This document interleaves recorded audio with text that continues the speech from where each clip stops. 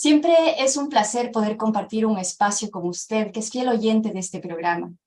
Sabemos que hablar sobre la trata de personas es un asunto doloroso, y sin embargo, el que usted y nosotros estemos aquí para aprender y estar al tanto de lo que es el tráfico de personas, cómo opera y qué podemos hacer para prevenirlo, para frenarlo, es un granito de arena con el que podemos aportar para hacer de este un mundo un poquito mejor, para que podamos encontrarnos en nuestra humanidad. Por esa razón, amiga, amigo, que desde el otro lado se enlaza a una nueva edición de la campaña radial No hay trato con la trata, compromiso de todas y de todos, una iniciativa de CHHA 1610 AM y el Mary Ward Center, son quienes dan razón de ser a este programa. Muchísimas gracias.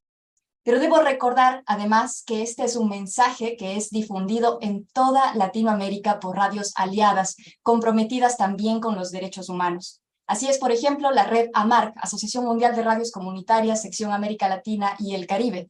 También Radio Progreso, que nos acompaña desde Honduras. También Radio Oriente Estéreo desde Colombia. Radio Universidad de la Universidad de Coahuila y Radio Internacional Estéreo, que también nos acompaña siempre desde Colombia.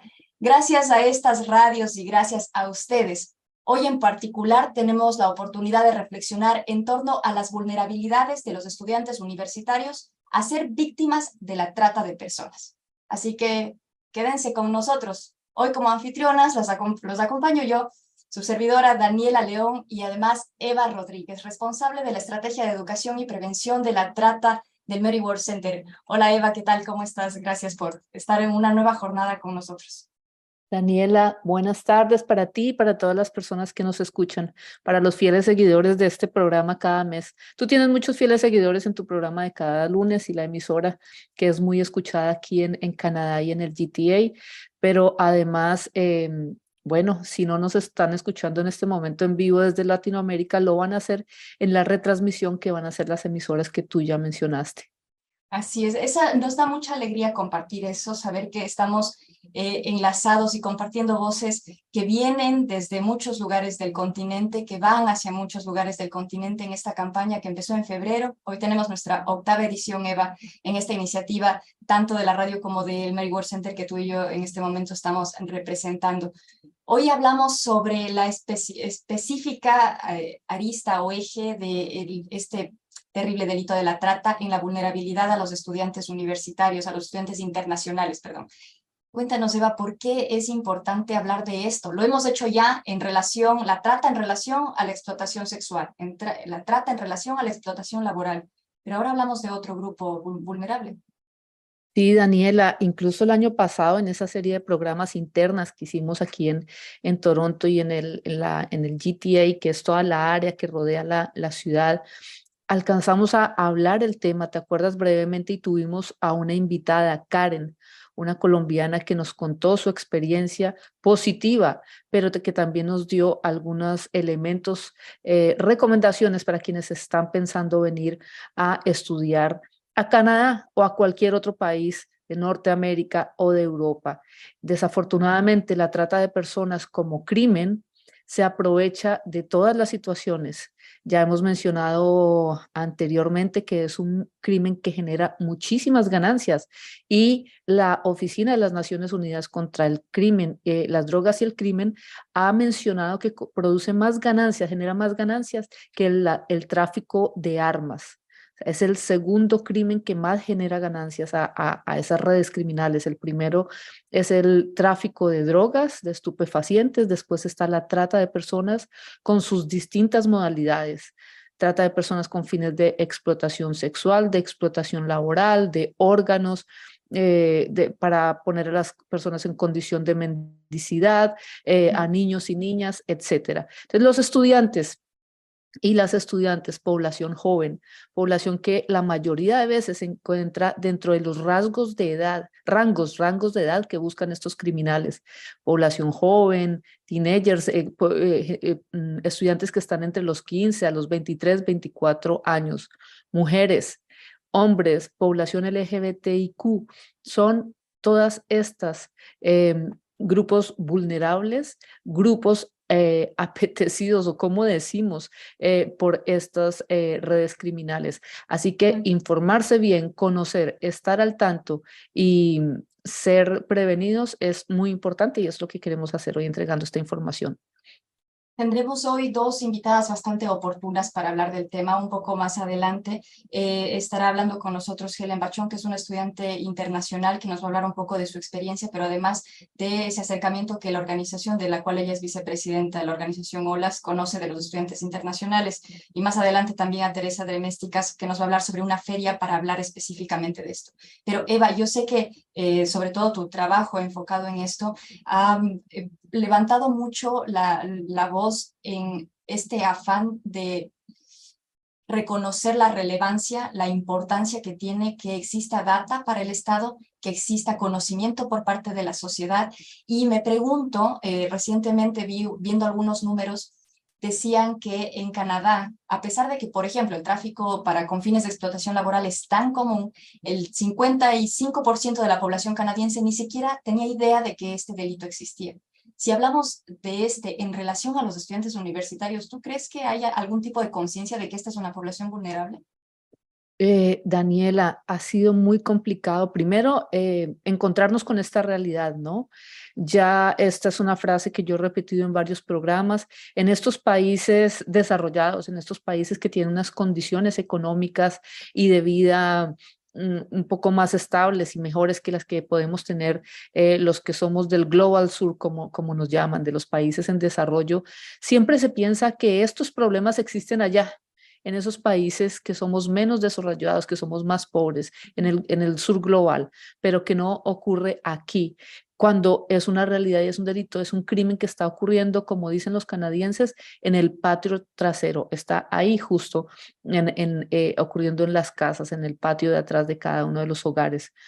Y también hemos dicho, lo dije hace un momento, la población joven es una población que los traficantes buscan mucho y usan todo tipo de estrategias para enganchar en las redes criminales. Mira, por ejemplo, revisando también estadísticas que ya lo decías tú, es tan difícil tener información cierta porque lo hemos mencionado antes, el mismo gobierno de Canadá dice que solo 1 de cada 4 delitos es denunciado.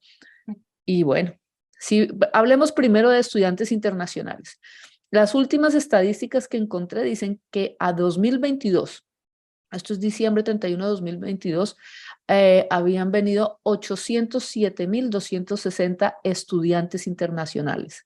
En 2022, este fue el pico más alto de estudiantes, comparado, por ejemplo, con el 2019, que fue otro año de mucha afluencia de estudiantes internacionales. Eran 637.000 estudiantes en 2019, 2022 807.000.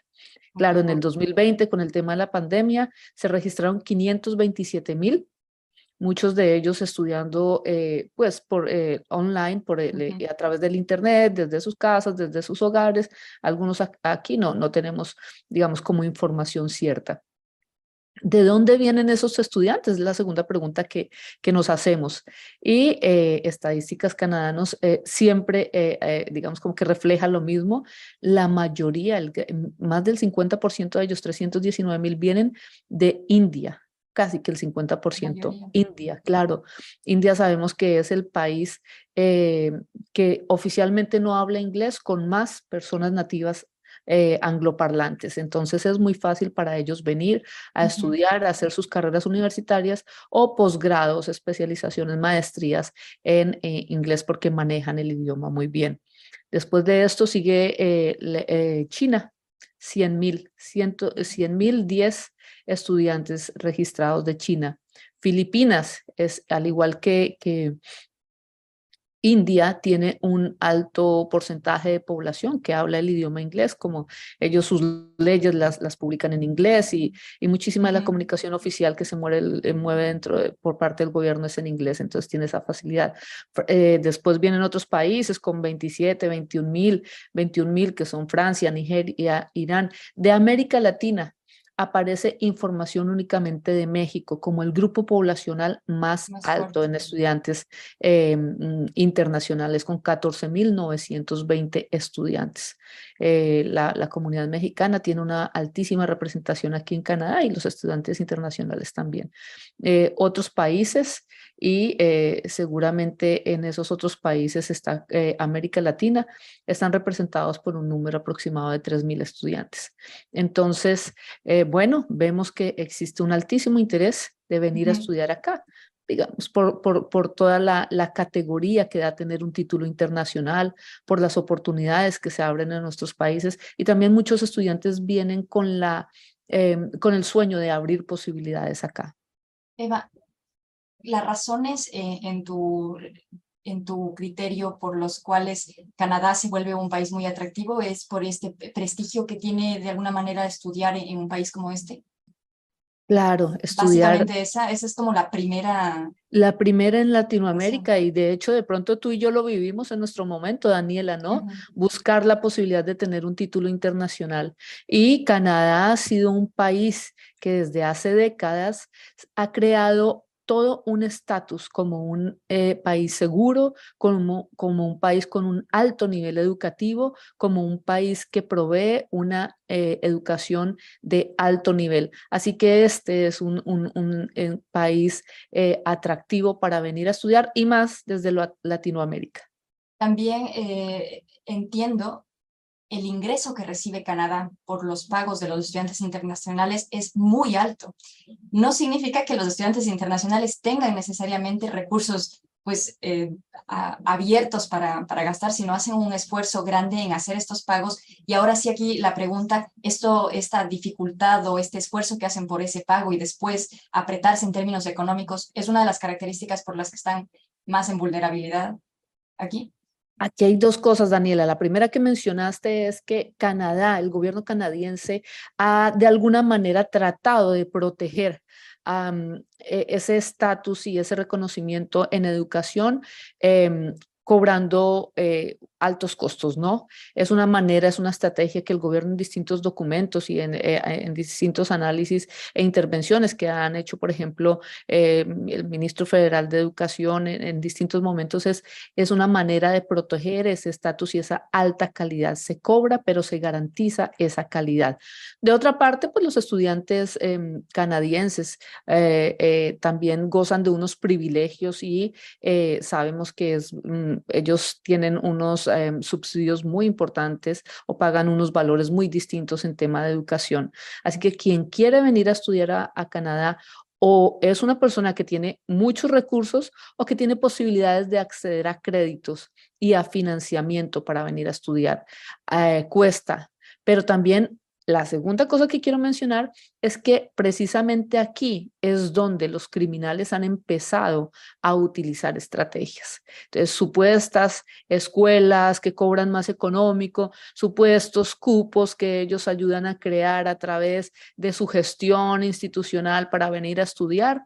Entonces, así como hablamos ya en el tema de explotación laboral, con propuestas falsas, usando anuncios de mecanismos legales, están reclutando a personas que se endeudan, que colocan lo que han ahorrado, que colocan sus recursos para venir y llegar engañados. Esto mucho más al parecer, porque siempre tenemos que decirlo, el vacío de las cifras. Este es un gran problema, no solo aquí en Canadá, sino en el mundo. Muchísimos por trata, explotación con fines sexuales, pero también otros con fines laborales. Pero en la explotación laboral sexual, al parecer, hay un gran porcentaje de personas engañadas, de mujeres, de población joven. Antes de pasar con la entrevista que tenemos preparada para este estudiante internacional, Helen Bachón, quisiera preguntarte, Eva, tu opinión respecto a las últimas noticias que se han dado en relación a la crisis de vivienda, en las que se dijo que la cantidad de estudiantes internacionales que ha recibido Canadá está relacionado con la crisis de vivienda. Después salió el exministro de Migración a decir, cuidado, caigamos en un discurso que pueda culpar a un grupo cuando no deberíamos hacer esto, porque precisamente reconociendo la importancia de los estudiantes universitarios aquí, de los estudiantes internacionales, en Canadá y más, pero de todas maneras ha habido un discurso en torno a si tiene o no relación esta crisis de vivienda con la presencia de los estudiantes internacionales. ¿Crees que esta sensación que está alrededor de los estudiantes internacionales los pone más vulnerables? Mira, hace 2 semanas fue una semana donde escuchamos muchísimas noticias. Yo me despierto con el radio, con las noticias en el radio. Escuché muchas entrevistas hace 2 semanas. Fue una semana de hablando de este tema porque para contarle a la audiencia en América Latina, Canadá desde hace décadas sufre una crisis de vivienda, de capacidad de vivienda para los canadienses y para los migrantes. Toronto, que es la ciudad con mayor población en todo Canadá, desde hace varios años ha estado viendo cómo se aumenta la población que no tiene vivienda, así que también ha tenido que aumentar el número de refugios temporales para migrantes y para los mismos canadienses. En esas noticias que escuché mucho hace 2 semanas se habló del tema de vivienda, pero los estudiantes los ponían como parte de las víctimas de no poder acceder a vivienda, de no haber vivienda disponible para estudiantes internacionales, lo que implicaba que muchos de ellos, además a los altos costos que tienen que pagar a los centros universitarios, a los colleges, a las instituciones, tenían que sumar unos pagos de renta supremamente caros o vivir en condiciones de hacinamiento. Y se hicieron entrevistas a estudiantes que decían estaban viviendo en una habitación 4 y hasta 5 estudiantes para poder cubrir los costos de la vivienda. Yo los escuché como víctimas de esta crisis de vivienda que se vive en todo el país y muy marcada aquí en Toronto. Eva, entonces con esto, y además es un buen antecedente para escuchar lo que opina nuestra siguiente invitada. Sin embargo, sí quisiera reflexionar al regresar sobre esto, porque aunque esta era la razón informativa, el ambiente comunicativo pudo haberse tergiversado un poco. Pero antes escuchemos a nuestra invitada de esta mañana, de esta tarde. La primera invitada es Helen Bachón, estudiante universitaria internacional de origen chileno, con quien vamos a compartir en estos momentos. Abrimos en este momento contacto con nuestra primera invitada en esta jornada en la que estamos hablando sobre los estudiantes internacionales y esa vulnerabilidad que tienen a ser víctimas de la trata de personas. En este momento damos la bienvenida y agradecemos su participación a Helen Bachón, estudiante internacional de Chile, estudiante de la diáspora y estudios internacionales y estudios de la mujer y género. También ella es vicepresidenta de la Organización de Estudiantes Latinoamericanos, OLAS, y miembro del colectivo Vivir Sin Miedo en Toronto. Helen, muchísimas gracias por estar aquí. ¿Qué tal? Muchas gracias. Sí, la verdad estoy muy feliz de poder participar en un proyecto que me emociona, especialmente porque se conecta con lo que quiero trabajar en el futuro. Así que muchas gracias por la participación. Gracias, Helen. Empecemos esta plática hablando un poco desde su experiencia como estudiante internacional. Cuéntenos, en su opinión, ¿por qué venir a estudiar en Canadá trae ventajas para los estudiantes latinoamericanos? ¿Por qué escoger este país? Yo creo que cuando hablamos de ventajas tenemos que mirarlo primero desde dos perspectivas. Primero está la personal y después ya está la profesional.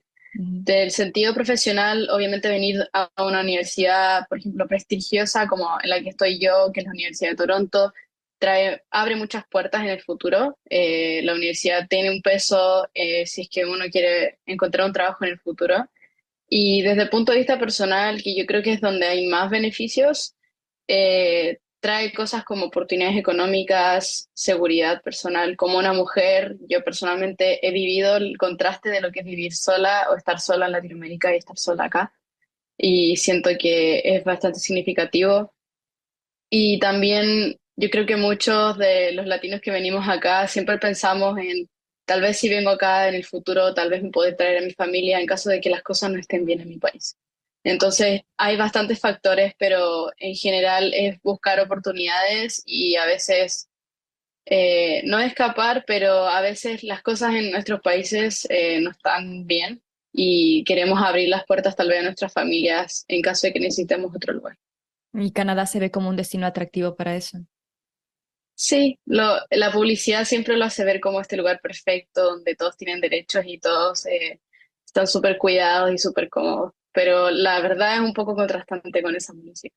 Vamos a llegar a esa verdad un poquito más adelante. Antes, Helen, desde su experiencia, ¿es fácil venir a estudiar en Canadá? Entendiendo que hay diferencias entre el origen de los estudiantes, ¿no? De qué países provienen, pero ¿qué es lo que usted cree si es fácil o no venir a estudiar aquí? Yo digo que no, yo digo que no es fácil, que de hecho lo ponen como algo que es mucho más fácil de lo que realmente es.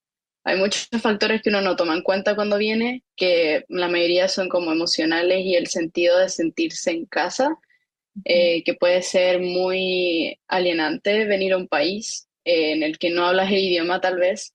Yo por suerte manejaba la mayoría del lenguaje cuando vine, entonces no tuve problemas de comunicación, pero aún así, más allá de la comunicación literal y verbal, hay muchas cosas de la cultura que siento que nos hacen sentir un poco como solos y sin sentido de comunidad. Mm. Y del punto de vista económico yo creo que es el más difícil porque es una ciudad donde vivir es muy caro, comer es muy caro y todo sale caro. Entonces yo conozco muchos latinos que son súper jóvenes que se vienen y han tenido que devolverse porque no pueden costear la vida acá y me da pena ver eso porque eran jóvenes con tanto futuro, excelentes estudiantes. Creo que he visto personas brillantes que se han tenido que devolver. Entonces yo lo resumiría en que no es fácil, pero al mismo tiempo he visto mucho como las personas latinas tienen una resiliencia increíble, una fuerza increíble de salir adelante y nosotros aquí también creamos nuestras propias comunidades y nos apoyamos entre sí. Entonces, aunque no es fácil, yo creo que sí se encuentra la luz dentro de la comunidad acá y sí se encuentran cosas que te pueden conectar a casa de vez en cuando. Usted ha destacado entre los elementos como complicados de venir a Canadá el asunto del el golpe emocional, cultural que es la migración y también en términos económicos. Me pregunto si en términos de visa, o sea, de obtener la visa o el permiso de trabajo, de atarlo a algún college, a alguna universidad, es también complicado antes de llegar, digamos. Sí, yo diría que es muy complicado, el proceso se demora mucho tiempo y yo he visto porque también trabajo en algo que está muy cercano a ver problemas de estudiantes internacionales. Veo constantemente en nuestros correos problemas de personas que ya tienen que empezar a estudiar y no les han llegado sus permisos de estudios, o personas de países específicos que por tener un pasaporte tienes que renovar la visa todos los años, pero otras personas con otros pasaportes no tienen que renovar la visa porque no necesitan visa. Entonces, yo creo que siempre depende de tu estado económico antes de venir y después de venir, pero yo diría que el tema de las visas siempre me recuerda un poco de el juego más grande que se está jugando entre los países, de por qué abren las puertas a ciertas personas y otras personas. Entendiendo que es complicado venir a estudiar, que requiere esos esfuerzos que usted ya ha mencionado, junto con los esfuerzos económicos fuertes antes y después, antes de venir y ya aquí, ¿cuál es, en esa circunstancia, reconoce algunos puntos de riesgo que vivan los estudiantes internacionales en este intento por alcanzar el sueño de estudiar aquí en Canadá? Totalmente. Yo creo que siempre hay que tener muy bien en cuenta la capacidad económica que tienes antes de venir. Yo he visto casos de personas que venían con una idea y al final las cosas no salieron bien y terminaron endeudándose por tener que terminar la carrera acá. Otro punto diría leer bien y averiguar bien qué te permite y qué no te permite tu permiso de estudios. Yo sé que estudiantes, por ejemplo, tienen un límite de horas que pueden trabajar. Creo que va a cambiar pronto, va a subir, pero por ejemplo, de lo que sé yo, hasta ahora podemos trabajar solamente 20 horas a la semana. Entonces, como calcular más o menos cuánto podrías estar ganando y cuánto vas a tener que gastar acá. Y lo otro es entender bien cómo funciona el tema del gobierno acá. Porque hay muchas cosas que uno no sabe muy bien cómo funcionan y no es hasta que llega acá que entiende, por ejemplo, que no puede ver profesionales de la salud especialistas a menos de que esperes como 6 meses para tener una hora. Entonces, como antes de venir, ten en cuenta muy bien si es que tienes algún tema médico o algo así, tenerlo ya listo en tu país antes de venirte. Eh, y tener una red de apoyo o algo a donde caer en caso de que las cosas se pongan complicadas acá. Esas como recomendaciones principales, ¿verdad? Y en cuanto a los riesgos, ¿qué riesgos pueden encontrar? ¿A qué cosa le diría a usted a un estudiante internacional? Cuidado con esto, puede ser una oferta fraudulenta, puede no estar contado en todo su contexto. ¿A qué cosas? Yo creo que lo más peligroso para nosotros, los inmigrantes, es la ignorancia. Se ocupa mucho en nuestra contra. Como nosotros no conocemos bien los sistemas legales de los países a los que podemos estar yendo, hay muchas veces que van a haber ofertas o cosas que te van a poner en riesgo de o, o volverse o hacer algo ilegal, o tal vez incluso hay sistemas que dentro de lo legal se están aprovechando de inmigrantes. Em, yo personalmente, antes de venir, me senté durante como 2 semanas y me puse a leer todo lo que pude, de los derechos que tenía, de lo que pasaba, incluso blogs de personas que habían venido, cosas que tenía que tener en cuenta y preguntar demasiado a personas que conozcas, oye, que tengo que tener cuidado, que tengo que tener ojo. Eso me ayudó mucho a ahorrarme tiempo y también a evitar que cayeran en situaciones que tal vez podían ser peligrosas. ¿Qué, qué de eso que usted leyó es algo que recuerda como esto fue una clave para no caer en alguna estafa o en algún problema de vulneración de derechos?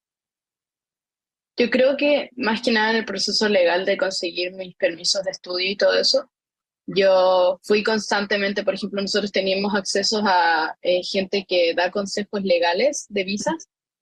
Y yo recuerdo, leía todo y después iba a la cita y le preguntaba de todo y me aseguraba, chequeaba 2 veces todo lo que hacía para confirmar de que era el proceso correcto, ya que si no fuera por eso, yo creo que no hubiera podido llegar ahora a la hora a estudiar el año que viene, porque tenía que hacerme unos biométricos y los biométricos te dan nada de tiempo para conseguirte una hora y hacerlos y mandarlos antes de que te respondan con tu visa. Y fue porque yo insistí, fui a todas partes en mi país buscando respuestas, que puede hacer los biométricos antes del tiempo, porque si no, no hubiera llegado y hubiera perdido no sé cuántas clases que eran presenciales y que no podía hacerlas. Helen, tengo entendido que usted trabaja también dentro del Departamento de Ayuda Internacional dentro de la Universidad de Toronto. Y en relación a eso, quisiera preguntarle si conoce casos de estudiantes que hayan sido víctimas de algún tipo de vulneración de derechos o incluso de trata. Yo he visto bastantes estudiantes que han estado en estafas, gente que los han estafado con housing, con trabajos. Yo personalmente no conozco a nadie que haya estado en un contexto de ser víctima de trata, Ujú.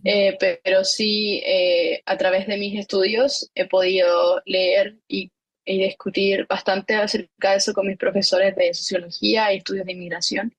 Y lo que pasa es que acá en Canadá hay cosas como, por ejemplo, los trabajadores de season que vienen Ujú. durante unos meses, Los y uno de trabajadores los temporales. problemas Ujú. temporales, disculpe que no sabía la palabra en español, eh, el problema más grande es entre que sí existen los derechos humanos que ellos podrían exigir, pero otra cosa es que estos trabajadores sepan cuáles son sus derechos o que tengan las herramientas para poder exigirlos. Por ejemplo, una de ellas es el lenguaje. Muchos trabajadores o migrantes vienen acá sin el manejo completo del lenguaje, entonces aún así que tuviesen un problema, a veces no pueden comunicarlo y no saben a quién comunicarlo, no saben a quién tienen que pedir ayuda para poder solucionar su problema, entonces termina siendo un poco irrelevante si es que ellos tienen ese Si hay derecho o o no, no porque al final garantía no de lo pueden derechos, aplicar. digamos. Si hay o no garantía de derechos, Exactamente. queda exento de...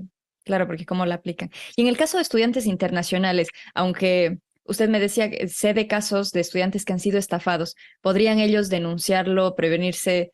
¿Existe alguna ley que los proteja y que por falta de conocimiento no se acceda? De lo que sé yo, no sé específicamente si hay una ley o no, pero sí sé que, por ejemplo, en el caso de la vivienda, Ujú. es, por ejemplo, ilegal que la persona que te está arrendando te cobre más del primer y el último mes de depósito, pero todos los lugares te cobran al menos 6 a 12 meses en adelanto. O sea, te exigen pagar el año completo para tú poder moverte a ese lugar. Hay ese tipo de En teoría, estafas. Wow. sí, en todas partes, en todas partes. Y es la norma. Hoy en día tú pagas al menos 6 meses en adelanto. Y el tema es que no es legal, pero si no lo haces, no tienes dónde vivir, porque no te quedan opciones, porque todo el mundo lo está haciendo. Entonces, toca pagar 6 a 12 meses en adelanto una renta que es una cantidad de plata inmensa. Entonces, eso es un caso que yo personalmente lo tuve que hacer y yo conozco otras personas que lo han tenido que hacer también para poder conseguir housing, porque si no, no se consigue. Me imagino que como estudiantes internacionales, los arrendatarios saben que tienen un tiempo determinado dentro del país y por eso les piden eso. Sí, tienen demanda inelástica, entonces pueden hacer lo que quieran en términos del mercado, especialmente ahora que está tan caro, Ujú. es más difícil. Y es que los estudiantes internacionales tienen un aporte impresionante sobre la economía canadiense. Me comentaba usted algunos datos previo a la entrevista. Sí, efectivamente, en uno de los cursos que yo tomé estudiamos el agreement del IRCC, Ujú. donde ellos como que hacen el reporte anual de inmigración en Canadá. Y este reporte dijo que en 2019 los estudiantes internacionales hicieron una contribución de al menos 23.500 millones de dólares de Producto Interno Bruto. Wow. O sea, en ese año los estudiantes internacionales solos trajeron 23.500 millones de dólares. Eso significa que ocurre este fenómeno que en sociología lo llaman drenaje de cerebro, como brain drain, que es como que escogen específicamente a los ciudadanos que ellos creen pueden aportar económicamente y en el labor, en la fuerza laboral, ya que son los mejores estudiantes de todos los países. Qué fuerte. Entonces, ese aporte económico también, pues, llamaría la atención sobre la garantía de sus derechos, pero no sé si es que, por ejemplo, entre la comunidad de estudiantes internacionales hay alguna difusión sobre prevención de estafas, prevención de lo que nos acaba de comentar en temas de rentas. Usted está involucrada, movilizada, digamos, en organizaciones. ¿Hay ese tipo de acercamientos por parte de, no sé, del Estado, ya sea municipio, ya sea provincia, ya sea Estado federal, sobre la difusión de derechos? No, no en mi experiencia, una vez que te dan tu permiso de estudio, no te vuelven a decir nada más y estás tú en el país y tienes que ver cómo te la arreglas. Incluso diría yo de parte de las instituciones, están recursos a veces si es que los buscas, pero no van a acercarte, no sé, no se van a acercar y te van a decir tus derechos. Tú tienes que buscarlos. Y ese es el problema, que muchas veces las personas no preguntan porque no saben que tienen acceso a algunas cosas o porque no saben que tienen que preocuparse de eso en el primer lugar. No hay como una introducción o algún tipo de programa de introducción a la ciudad, digamos. Entonces muchas personas no tienen idea de estos peligros o los derechos que tienen como ciudadanos. Yo personalmente en Olas tratamos de hacerlo lo mejor que podemos como orientando a todas las personas que son nuevos, la organización de latinos, y diría que Vivir sin Miedo se enfoca un poco más es un colectivo feminista acá en Toronto, entonces nos enfocamos un poco más en la conciencia de la violencia de género. Ujú. Eh, pero yo creo que al final queda en manos de los inmigrantes educar a otros inmigrantes a cuidarse. Y eso es algo que me llamó mucho la atención cuando vine porque pensé que iba a ser distinto. Qué fuerte. Bueno, al menos contamos con varias organizaciones y ya que usted está representando a OLAS, ¿cómo podría la gente que nos está escuchando, que necesita este asesoramiento, que sean estudiantes internacionales, contactarse con OLAS?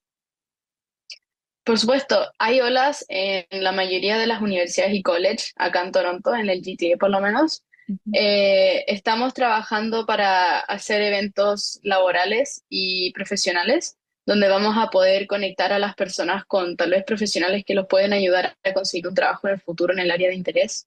Y también, si es que hay alguna persona que es de University of Toronto, de la Universidad de Toronto, por favor, vengan a nuestros eventos o escríbanos directamente si tienen cualquier duda. Hola, siempre estamos abiertos a apoyar a nuestra comunidad. Aún así, de que no seas de la comunidad, igual tienes dudas, por favor, Ujú. siéntete con la libertad de hacerlo. Y yo creo que eso y también averiguar si es que en la universidad a donde sea, a qué institución que vienes, averiguar si es que tienen algún recurso donde ellos tienen expertos que te pueden aconsejar de estos temas, porque normalmente los hay, pero hay que encontrarlos. Ok, pero ¿cómo les contactamos a Olas? ¿Dónde tienen redes Ah, sociales, correo electrónico, algún teléfono donde podamos localizarlos? sí, tenemos el Instagram, que es Olas Saint George, Ya. OLASS Saint George. Ujú. También tenemos una página web, si escriben Olas UFT o Olas University of Toronto, también nos va a encontrar ahí. Tenemos Facebook también y correo. Yo creo que correo es lo que más ocupamos, así que si es más urgente, mandar un correo que también está en la página web y en nuestro Instagram también. Ok, entonces entramos a las redes sociales de Instagram, a la web, podemos contactarlos también por correo. Helen, muchísimas gracias por compartir con nosotros esta experiencia, tanto en lo personal de inmigración como estudiante internacional, como también esta perspectiva que le permite no solo su experiencia, sino también sus estudios. Muchísimas gracias. Muchas gracias por la invitación, fue un placer. Qué buena entrevista, Daniela. Ahí Helen nos compartió un buen vistazo de lo que es ser estudiante internacional aquí, ¿no, Eva? Desde su propia experiencia, desde el caminar todos los días el campus de la Universidad de Toronto y contactarse con otros estudiantes, con sus compañeros de clase, pero también los que hacen parte de OLAS, de esta organización. Y una información supremamente valiosa. Eh, Había revisado algunas noticias también respecto al aporte que hacen los estudiantes internacionales a las finanzas canadienses y hay distintos análisis, ¿no? Nos mencionó Helen uno, Ujú. yo leía otro de entre 2017 y 2018 que se hablaba de los estudiantes domésticos de Canadá que le aportan al gobierno 12.25 millones de dólares le aportaron entre 2017 y 2018, y los estudiantes internacionales 41.3 millones Mira, de dólares. Entonces, es lo que ya mencionábamos, es digamos como parte de la política que el gobierno canadiense ha sostenido para garantizar calidad y para garantizar unas condiciones que en lo que hemos conocido, Daniela, podemos decir que existen unas condiciones de calidad. Pero mira que escuchaba hace 2 semanas en esas noticias situaciones interesantes y es la proliferación de pequeñas instituciones que están brindando cursos de inglés. ujú. Y estas, hubo un día, casi que todas las entrevistas fueron sobre esto, sobre esta situación, y la calidad ahí no está garantizada. Son pequeñas escuelas que han surgido en los últimos 3 años, en los últimos 2 años muchísimas, en unas casas, en unos edificios, en algunos apartamentos, de, pisos de edificios que no ofrecen unas condiciones, unas garantías y una calidad como las que el gobierno se ha dicho ofrece, ¿no? Y Ujú. estos son los ganchos que están utilizando estas personas que a nosotros no nos gustan, que se aprovechan de las personas para venir a estas, abrir, poner en sus ofertas ficticias estos programas estudiantiles muy económicos, pero también hemos conocido casos. Conocimos alguna entrevista hace un tiempo que nos contaban de alguna situación de unas personas que llegaron y que venían con permiso de estudio, pero a trabajar, Ujú. porque es que esos traficantes, esas redes les dicen, ah, no, la mejor manera de tramitar un permiso de trabajo es más fácil si está aquí, entonces tramite el permiso de estudio y con esta organización que es amiga, con esta institución que es amiga, entonces venga o que es conocida o tramite el permiso de estudio cuando llegue aquí, entonces le hacemos todo el trámite para el permiso de trabajo y acuérdate este caso de esta persona que también fue grabada que decía, nunca, no le pagaron las 2 primeras semanas que trabajó ahí, se Ujú. fue y llegó a otro lugar donde casi que ocurrió lo mismo. Son muchas cosas. La verdad es que los costos no siempre son como baratos tampoco, es decir, se paga mucho dinero para poder conseguir entrar al país y después, la verdad es que no siempre las condiciones o esta promesa del sueño en Canadá pueda ser, como decía Helen, es bastante contrastante con la realidad después. Pero Eva, hay tantas organizaciones involucradas en este trabajo en contra de la trata de personas, en contra de la vulnerabilidad a determinados grupos de personas que siempre se puede estar en más o menos vulnerabilidad a ser víctima de estafas, de trata, etcétera. Y muchas de ellas van a estar aglutinadas este día miércoles en una feria de exhibición que es de nuestra siguiente entrevista, pero de la que te quisiera pedir nos cuentes un poquito un contexto antes de poder presentar la siguiente entrevista. Claro que sí, y quisiera empezar cerrando el anterior capítulo de nuestra conversación, y es que para los estudiantes internacionales, para muchos de los que vienen de América Latina, de nuestros países, para ellos poder asumir estos altísimos costos, necesitan trabajar. Ya Helen mencionaba esto de las 20 horas. El gobierno de Canadá desde noviembre del 2022 hasta diciembre del 2023 creó un periodo de prueba donde se puede trabajar más de 20 horas a la semana. 20 horas es el medio término de trabajo. Puso más de 20 horas y los permisos de estudio lo permiten, porque hay unos permisos de estudio, especializaciones, así es que es dedicación tiempo completo para estudiar. Entonces, los estudiantes internacionales encuentran esto como un soporte para sostenerse, para pagar la renta, para pagar los costos de transporte, para pagar materiales, etc. Lo que pasa es que también están siendo víctimas de mucha explotación laboral. Y aunque hayan venido por sus propios medios, estos empresas, empresarios, se aprovechan y entonces pagan menos de lo que está legalmente establecido, exigen más tiempo de trabajo. Ok, te pago legal tanto, pero por debajo de cuerda te pago tanto y tú necesitas, pero eso no lo ponemos legal, entonces empiezan a perder beneficios y demás. Y muchas organizaciones que vamos a estar reunidas el miércoles en el College de San Michael, han estado atienden, se dedican a atender migrantes y refugiados. Y parte de los casos que atienden estas organizaciones, algunos están relacionados también con situaciones de estudiantes internacionales que necesitan apoyo, que necesitan conocer sus derechos, que necesitan orientación, que necesitan encontrar vivienda, que están siendo explotados laboralmente, que han tenido otras experiencias de explotación de otro tipo, etcétera. Entonces, Teresa de Mezquitas, que es la manager, una de las managers, de program manager que tiene el Centro Canadiense para Víctimas de Tortura, desde el año pasado inició esta estrategia y esta es la segunda versión. Como Mary Ward Center nos hemos unido, estamos apoyando la organización y la realización de esta segunda versión para 2023 y ella nos va a contar de qué se trata.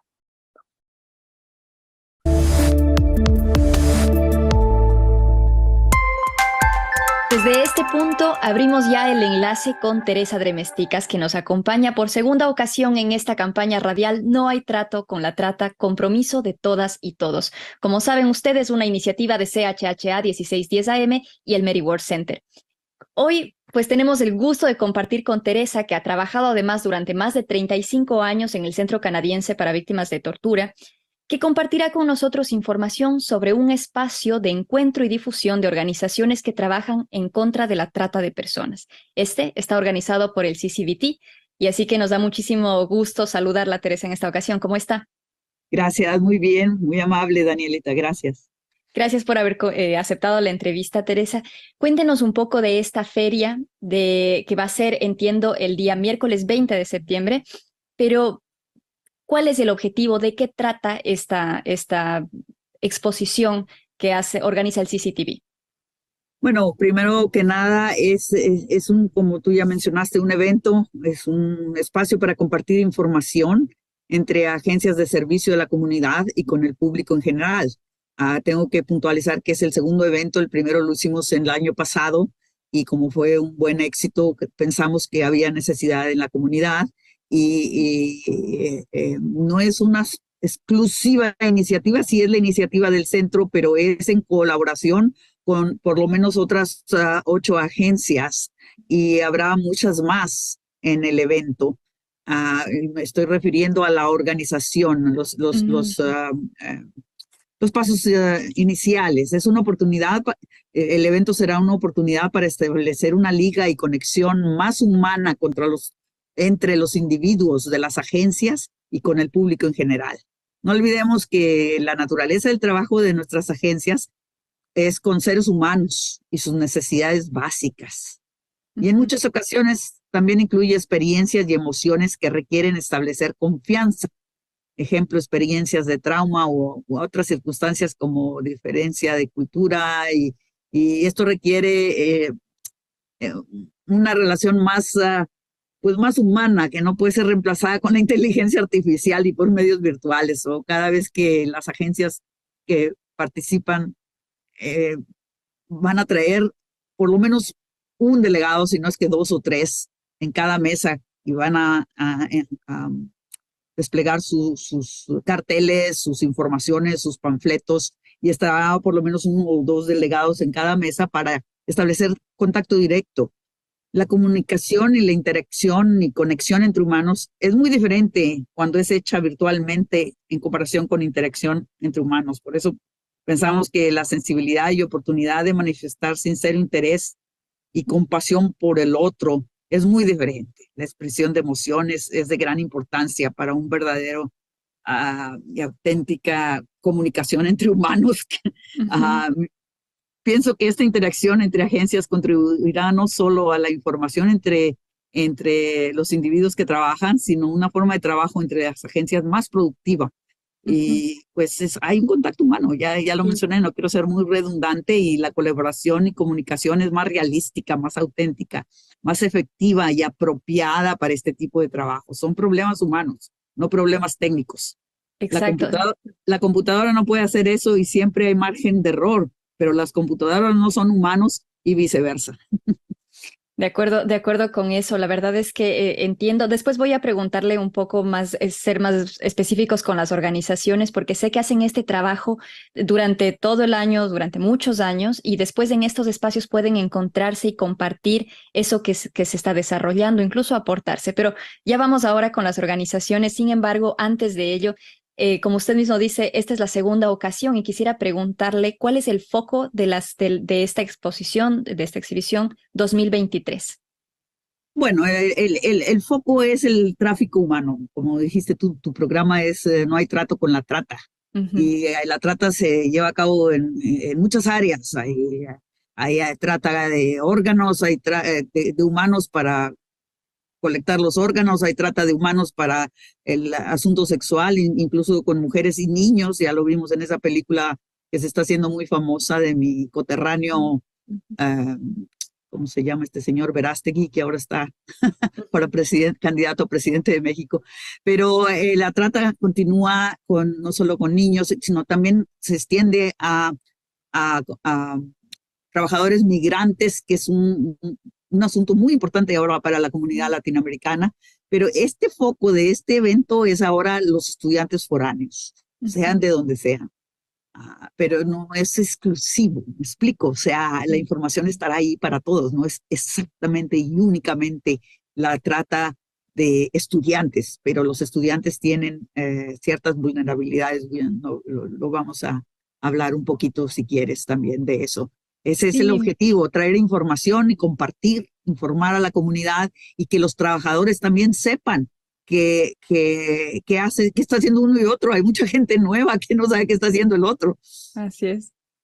Así es. Teresa, la verdad es que qué importante lo que usted acaba de mencionar. Justo esta campaña No hay trato con la trata, que lleva ya varios programas al aire, ha intentado como explicar primero la magnitud del delito de la trata, ¿no? Y a cuántos sectores afecta de maneras específicas, de maneras paralelas, en qué se parecen, en qué se distinguen. Y hemos abordado la trata con fines de explotación sexual, con fines de explotación laboral, hemos hablado de la realidad de las fronteras, etcétera. Y sí, el programa de hoy particularmente es sobre la vulnerabilidad que tienen los estudiantes internacionales a ser víctimas de la trata de personas. ¿Por qué han considerado, entiendo, nos ha quedado claro que no va a ser exclusivo de esto, pero tiene este foco? ¿Por qué han considerado que esta sea dirigida para los estudiantes internacionales? Bueno, la información de servicios es importante para los estudiantes foráneos, pues a veces ellos se encuentran en situaciones de tráfico humano ellos mismos o algunos de sus compañeros de estudio y no saben cómo abordarlo. Son en muchas ocasiones historias previas al arribo en Canadá, pero continúan lidiando con estas amenazas de los perpetradores que operan en otros países o aquí mismo, ¿no? Hemos tenido casos. También continúan batallando con los efectos del trauma. Y aunque ya el asunto no está vivo en el sentido de que siguen siendo explotados o siguen siendo amenazados, pero están todavía lidiando con el efecto del trauma. Hemos tenido en el centro estudiantes foráneos que tienen experiencia de tráfico humano, como dije, a veces previas al arribo, y, y hay casos en los... Yo he tenido, bueno, no quiero escandalizar ni traer fuera de proporción, pero sí, yo personalmente vi a una persona que fue amenazada aquí en Canadá y todavía está lidiando con esos efectos de trauma. Teresa, por ejemplo, sin necesidad de entrar en detalles específicos de un caso, pero ¿cómo se ve esa trata que pueda ocurrirles a estudiantes internacionales? ¿Qué es lo que pasa? ¿Cómo es que son víctimas de trata en particular ellos? Bueno, muchas veces es semejante a los otros casos. Me imagino, yo no trabajo, por ejemplo, como otras organizaciones que ven gente que está lidiando con eso aquí, pero te voy a dar un ejemplo de una refugiada que tuvo todas estas experiencias en su país y la única manera de salir de allá era conseguir una visa porque no podía venirse, no tienen ni idea de la información de cómo venir para acá, o sea, han caído en la mano de alguna, hay guerras en muchos países, no quiero especificar países, pero en África hay guerras bastantes, hay dentro de definiciones de refugio, definiciones internacionales, y encuentran a veces una manera de salir, estudiantes foráneos. Yo te puedo dar un ejemplo de un estudiante latinoamericano que tuvo asesinatos de su familia y amenazas a la familia para que dejaran los terrenos y las propiedades y los negocios en la ciudad o si no, bajo amenaza de muerte, ¿verdad? Y no podía salir de ninguna otra manera. Ya había habido matanzas, entonces la única manera que encontró era, como él era estudiante, buscó cómo ser un estudiante en Canadá y encontró una visa de estudiante. Y una vez que llega aquí, llega con la visa de estudiante, pero cuando se vence la visa de estudiante, ¿qué va a hacer? Entonces se empieza a preguntar. Y entonces tú empiezas a jalar el hilo y sale la vaca del otro lado del hilo. Y ay Dios, este señor no quería estudiar, este muchacho no quería estudiar, desde luego, pero no quiere regresar. Principalmente, claro. Exacto, entonces, ¿cómo le hacemos? Principalmente salir. Entonces ahí es donde entran todas estas organizaciones, incluyendo una muy importante que es consejería legal, ¿verdad? ¿Cuáles son las avenidas que esa persona tiene para quedarse? ¿O cuáles son los trámites y procedimientos que debe de hacer para poderse quedar en una forma más permanente? Yo no estoy muy experta en eso porque hay permisos temporales y hay varias clases de permisos temporales y necesitan cómo lidiar con el trauma, necesitan a veces recursos económicos o cómo hacerse de recursos económicos porque llegaron con muy poco para mantenerse como estudiantes acá. Entonces, son muchas las necesidades que tienen. Y esa es la razón por la que hacemos el evento, para que se enteren los estudiantes qué es lo que hay y si no es ellos, para que sepan dar información a sus amigos.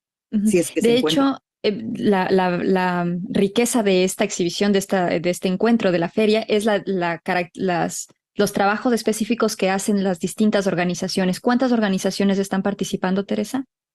Tenemos 28 confirmadas y 2 por confirmar.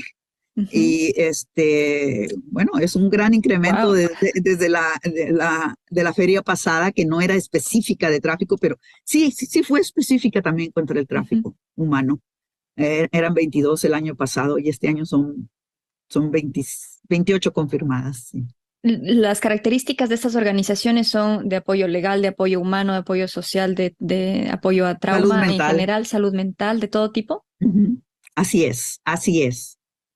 Establecimiento, como le dicen, asentamiento.